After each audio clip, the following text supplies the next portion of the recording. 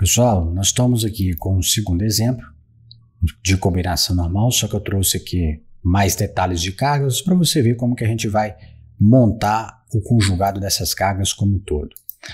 O mais importante que tem aqui de informação é os tipos de cargas e se ela é permanente ou variável. Então, uma carga que é muito comum é o piso próprio da estrutura, que eu chamei aqui de FG1, mas você poderia chamar do que você quisesse. Tem gente que chama de PP1, FG1, fica à vontade isso daí. Depois a gente tem o peso de acessórios. Por que a gente separa esse peso de acessórios? Porque ele tem um coeficiente de ponderação diferente. Se formos lá na tabela 1 da NBR 8800, ele tem um coeficiente para piso próprio da estrutura metálica e ele tem um piso próprio de elementos construtivos em geral. Então, como ele tem esse valor aqui separado aqui, a gente pode adotar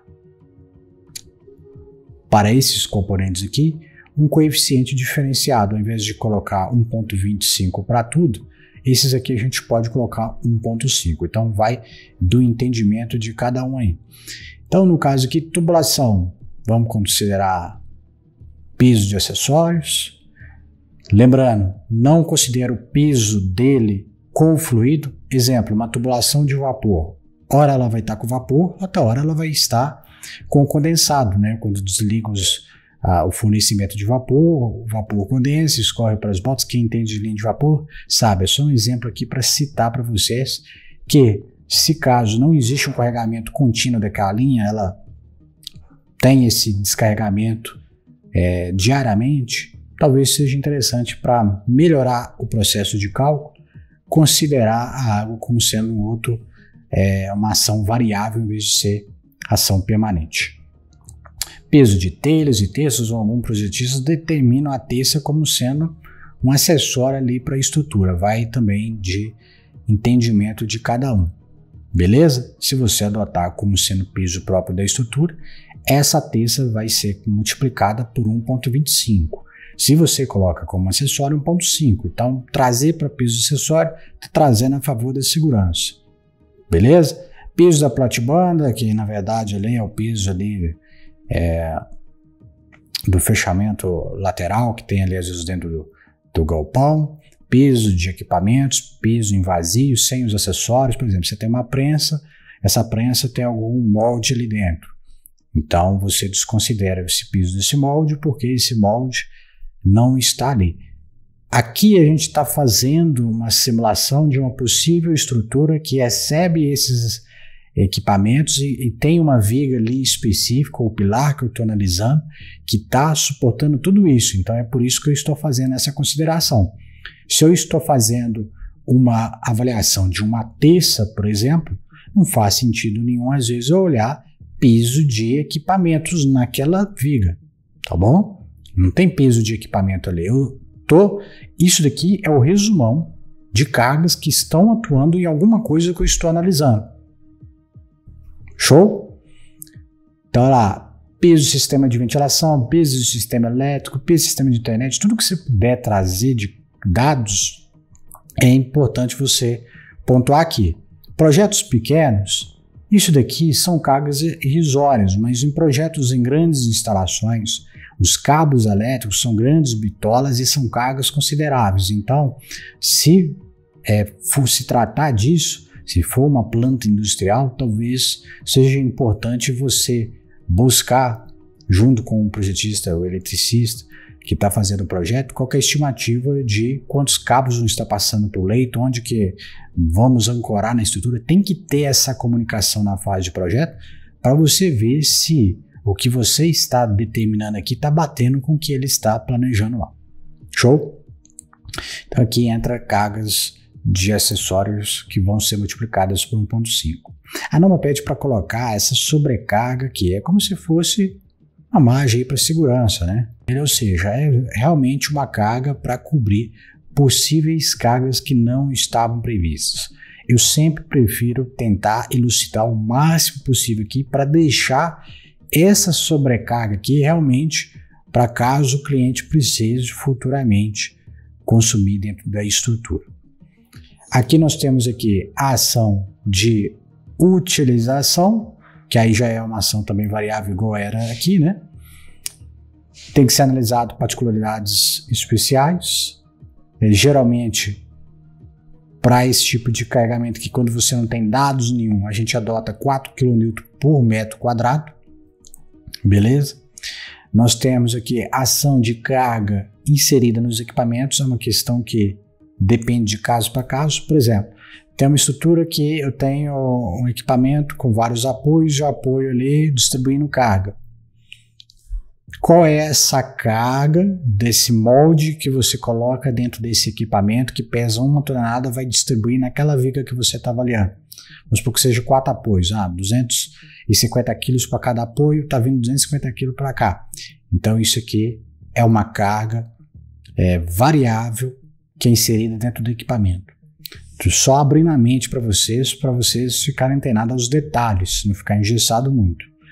Então isso seria uma possível ação variável. Existe ação variável também de vento, só que vento vocês vão aprender ainda, vocês vão ver que os ventos não se combinam. A carga de vento de 0 graus não atua juntamente com uma carga de 90 graus, ou é uma ou outra. Então na hora que você estiver montando a equação, é aquela questão de possibilidades, de combinações estatísticas. Você vai ter uma hora o vento 0 graus atuando, outra hora o 90 graus atuando. Quando o vento 0 graus estiver atuando como carga principal, por exemplo, ele jamais vai ter como ação de 90 graus nas secundárias, porque não existem esses dois ventos simultaneamente na estrutura no termos de cálculo. Beleza? Então, tendo tudo isso daqui, obviamente, cada um desse daqui, na hora que eu for alimentar a equação, vai me pedir um coeficiente de ponderação, de combinação, de redução. Vamos vir aqui e ver o resumão de tudo aqui. Então, a gente tem peso da estrutura permanente, peso de acessórios permanente, sobrecarga, que a norma pede ação variável, ação de utilização, concentração de pessoas, materiais, móveis, ação variável, ação de cargas que são inseridas nos equipamentos e ação de vento a 0 graus, ação de vento a 90 graus. Lembrando, isso é para uma situação de uma barra que eu estou analisando. Se eu estou analisando terça, às vezes você não tem carga de pessoas na terça, tchau, vai embora. Tem que verificar para cada barra quais são as cargas que estão atuantes. Por isso que o software é muito interessante, porque você vai aplicando as cargas e obviamente ele já gera simulações para todas as barras e já te entrega qual é a carga crítica e já calcula tudo em função dessa carga crítica que você tem em todo o projeto. E nós vamos ver como que faz isso. Vamos montar aqui então a equação. Nós temos o primeiro termo aqui, carga de piso permanente. O que eu preciso de fazer? Fazer o somatório de todas as cargas permanentes. Quem são minhas cargas permanentes? FG1, FG2. Então, se o coeficiente da ponderação de FG1, ou seja, esse coeficiente aqui, ó, de carga permanente, for igual, você pode colocar tudo no mesmo pacote. Por quê? Você vai multiplicar todos pelo mesmo valor. Só que aqui é o seguinte, o meu FG1, vocês vão ver que eu vou ter um fator diferente do FG2, então tem que separar ele na equação, mas no final das contas estou fazendo a somatória. Então, pergunta. Primeiro, peso próprio. O peso próprio é o meu FG1. Qual que é o coeficiente para peso próprio de estruturas? 1,25. Então é por isso que eu coloco aqui. Olha, vou amplificar o meu peso permanente da minha estrutura em 25%. Pronto. Existe mais carga permanente? Existe. Quem que é? FG2. Pergunta. Quem que é FG2? Pesos e acessórios. Pesos e acessórios, eles podem entrar aqui, ó. Peso próprio de elementos construtivos em geral e equipamento. 1,5. E esse 1,5, lembrando, eu estou pegando aqui do gama G. Então, por isso que fica aqui, mais 1,5 FG2. Pronto. Tem mais carga permanente? Não tem. Então, está encerrado o cálculo da combinação de ações permanentes. Morre aqui. Pronto. Agora nós vamos entrar na segunda camada. A segunda camada são do quê? Do peso variável, só que eu preciso determinar alguém como sendo a ação principal. E eu vou ter que fazer isso diversas vezes, porque eu tenho cargas variáveis Q1, Q2, Q3, W1, W2. Então, cada hora que eu montar uma equação, vou ter alguém aqui como sendo a ação principal. Nesse momento, o que eu vou trazer aqui como sendo a ação principal? A FQ1.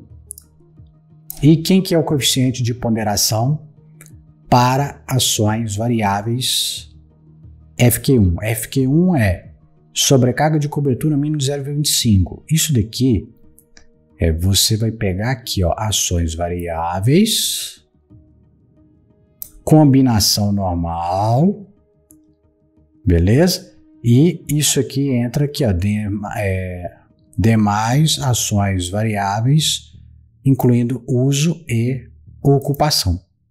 Então, por isso que a gente determinou aqui como sendo 1.5 FQ1. Então, eu montei essa segunda parte da minha equação. Depois nós temos aqui o quê? O restante da equação. O restante da minha equação são as demais cargas variáveis, onde que eu tenho que fazer o somatório delas. Vamos começar aqui pela primeira. Se FQ1 é a principal, 2, 3, 4, 5, 1000 é ações secundárias. Eu preciso fazer essas combinações aqui. Então eu tenho aqui FQ2. Vamos assumir ela como sendo a nossa primeira força secundária, que é o FQ2. Ela está aqui, ó. Pronto. Eu preciso de definir o coeficiente de ponderação gama e o psi0. FQ2 é o quê? Ação de utilização e concentração de pessoas, materiais, móveis e equipamentos.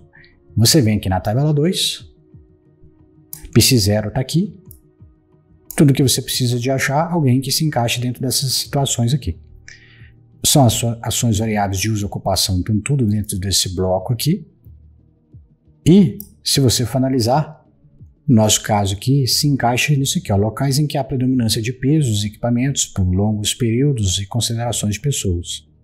Então, por isso que a gente adota aqui 0,7 e traz para dentro da equação 1.5 vezes 0,7, que é o psi0. Matei o FQ2. Vou para o próximo passo, que é o quê? Trabalhar em cima, continuando a somatória, do FQ3. Eu te pergunto, quem que é FQ3? É uma ação de carga de equipamentos, uma ação variável. Qual que é o coeficiente de ponderação para esse caso aqui? Entra na mesma situação disso aqui, ó. Demais carregamentos de uso e ocupação, então por isso que entra aqui como sendo 1.5. Depois eu tenho aqui o coeficiente psi0. Psi0 vai entrar na mesma circunstância disso aqui, locais em que há predominância de equipamentos, pessoas por longos períodos. Então a gente vai adotar aqui como sendo 0.7 FQ3. Isso daqui mostra para a gente que o quê? Que não há necessidade, quando todo mundo está dentro do mesmo bloco, isso logo com a experiência, não preciso de ficar destrinchando essa aqui. Eu já poderia ter feito FQ2 mais FQ3, fecho parênteses, vezes 1.5 vezes 0.7. Tá bom? Não preciso de fazer ela toda detalhada, esticada. Eu posso resumir ela. Mas enfim, é assim que se monta. Tem mais ações variáveis? Tem. E aí quem que vai ser? Vento. E o vento eu tenho W1 e W2. Só que é o seguinte, eu vou ter que escolher um como sendo agora o vento que vai combinar com esse pessoal aqui, porque eu já sei que não posso ter vento de 0 e 90 graus ao mesmo tempo naquele elemento. Show? Vou escolher como sendo o FW1. FW1. Para FW1, quem que é o coeficiente de ponderação para vento? Vem aqui, ventação variável, é uma combinação normal, vento está aqui, logo vou utilizar o quê? Como sendo 1.4. Qual é o coeficiente psi0 para vento? Psi0 para vento, vento está aqui, psi0 está aqui em cima, né? Então logo eu tenho aqui como sendo o coeficiente de ponderação coeficiente de combinação π0 como sendo 0,6 e é por isso que ele está alimentado aqui. Pronto. E o que acontece com FW2, que é a ação 90 graus? Eu preciso de fazer de novo uma nova equação igualzinha a essa daqui, só que eu vou vir aqui e trocar no final e colocar agora, olha, naquela vez que eu estava avaliando ali, era o vento 0 graus que estava atuando. Vamos tirar o vento 0 graus e vamos colocar o 90 graus agora para ver o que acontece? Então, ou seja, eu vou reescrever tudo novamente. O raciocínio é a mesma coisa do que eu fiz antes, só que, óbvio que eu não preciso de ficar aqui quebrando a cabeça nisso. Eu vou montar tudo de novo, mas ao invés de colocar o vento 0 graus, eu coloco o vento 2 aqui na combinação. E só para vocês entenderem o que está aqui abaixo, que eu simplesmente só fiz o cálculo mesmo, tá? Eu peguei aqui, ó, 1.25 FG1 mais 1.5 FG2, mantive. Aqui eu fiz o cálculo, né? 1.5 vezes 0,7, ficou aqui 1.05, aqui 1.5 vezes 0,7 ficou 1.05, e aqui 1.4 vezes 0,6 ficou 0,84. É só o resumo da equação. Tendo os dados das cargas, aplico e acho qual que é o valor da carga para esse tipo de combinação. Então, olhando para esse cálculo aqui, eu sei que é uma combinação onde que FQ1 é principal, combinando com todas as outras cargas, mas dos ventos, o vento aqui era 0 graus, nessa outra aqui era a mesma coisa, com a FQ1 sendo principal, mas no caso o vento que foi tomado em consideração foi de 90 graus, e aí eu preciso fazer isso aí N vezes até eu colocar todo mundo dentro dessa jogada.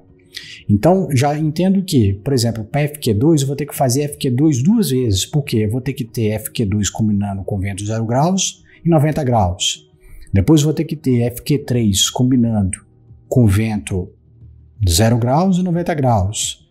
Depois eu vou ter uma hora que eu vou ter o FW1 aqui, tá bom? Aí beleza, quando o FW1 for principal, eu não encaixo aqui o FW2 de forma alguma aqui, porque eles não se combinam, eles não aparecem duas vezes na mesma equação. E vai ter uma hora que vou ter o FW2 como sendo a ação variável principal. Então eu montei aqui as combinações, fiz 3 opções aqui, e você pode aí agora dar continuidade nesse exercício aqui fazendo as demais combinações, só para você ter o entendimento. É muito simples, beleza? Aqui que foi montado aqui, para quem tiver um pouco perdido, está começando, o que eu fiz? Fiz o bloco de pisos permanentes, que vão sempre se repetir, porque o piso permanente é permanente. Ao invés de eu adotar como sendo o FQ1 principal, eu coloquei FQ2 principal. FQ2 era o quê? Ação de utilização e consideração, que utiliza o fator 1.5. Beleza. Aí depois eu vim fazendo as outras cargas, ó. Se FQ2 é principal, quem que são as secundárias? Q1, Q3 e FW1. Ou Q1, Q3 e FW2. Bacana? Então tá aí um outro exemplo mostrando como que faz as combinações. Vocês dão continuidade nesse exercício. Se caso tiver dúvida de dar continuidade, abra o chamado no suporte para poder esclarecer as dúvidas.